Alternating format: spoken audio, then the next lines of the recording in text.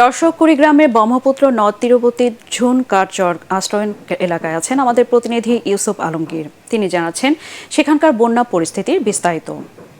কুড়িগ্রামের উপর দিয়ে প্রবাহিত ধরলা, ব্রহ্মপুত্র, তিস্তা, দুধকুমার সহ 16 নদ নদীর অববাহিকা কিন্তু বন্যা অবনতি ঘটছে, পানি উন্নয়ন বোর্ড বলছে।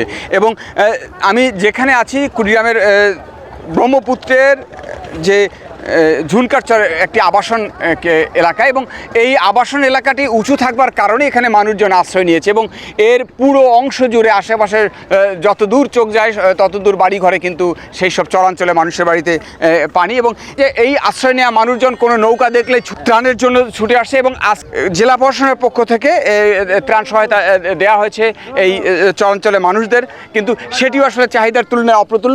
একজন বানভাসী মানুষ আছে, আমি কথা বলতে চাই। কি অবস্থা মা এখানকার? পানি বাড়ির মধ্যে পানি, ছোট বাচ্চা ধরি রান্না করবে পাই না।